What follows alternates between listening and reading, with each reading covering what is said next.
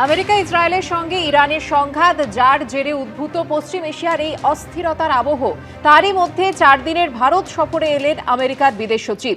কলকাতা থেকে সফর শুরু করলেন মার্কো রুবিও।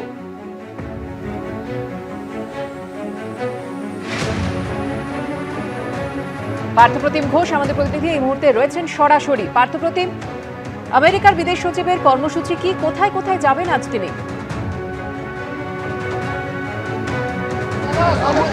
দেখো, আমেরিকার বিদেশ সচিব মার্কো রুবিও তার কিন্তু 4 দিনের ভারত সফর। সেই 4 দিনের ভারত সফরে তিনি প্রথমেই পা রাখলেন হচ্ছে আজকে কলকাতায়, এবং কলকাতা বিমানবন্দরে 7টার কিছুটা সময় পরে তিনি নামেন এবং তারপর সেখান থেকে চলে আসেন হচ্ছে মাদার্স হাউসে। আমার সহকর্মী দীপ্তেন্দু চক্রবর্তী ছবিটা দেখাতে বলো। মাদার্স হাউসের ছবিটা, যার একটা প্রান্তে সম্পূর্ণভাবে যান চলাচল বন্ধ, কলকাতা পুলিশের সিনিয়র অফিসারেরা, অন্যদিকে হচ্ছে সিকিউরিটি তারা রয়েছেন এবং সম্পূর্ণভাবে এখানে কিন্তু নিরাপত্তার যে ঘেরাটোপ, সেই ঘেরাটোপে রয়েছে মাদার্স হাউস। সেখানে রয়েছেন হচ্ছে এই মুহূর্তে মার্কো রুবিও, এবং এখান থেকে পাশেই শিশু ভবন, সেখানে যাবেন এবং সেখানে গিয়ে সময় কাটাবেন।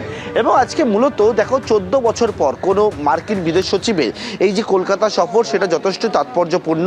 এবং সেই তাৎপর্যপূর্ণ যে বিষয়, কারণটা হচ্ছে সেটা হচ্ছে যে এক হচ্ছে ভারত মার্কিন যে সম্পর্ক, সেই সম্পর্ক বিষয় বর্তমানে যে পরিস্থিতি, এবং তার পাশাপাশি হচ্ছে যে বিষয়টা, সেটা হচ্ছে অত্যন্ত গুরুত্বপূর্ণ এই ভারত সফরটা। কারণ ইতিমধ্যে ভারত মার্কিন প্রতিরক্ষা সহযোগিতা, এছাড়া ইন্দো প্যাসিফিক অঞ্চলের নিরাপত্তা, বাণিজ্য, জ্বালানি, কৌশলগত নানা সম্পর্ক নিয়ে কিন্তু উচ্চ পর্যায়টা বৈঠক হবে, তেমনটা জানা যাচ্ছে।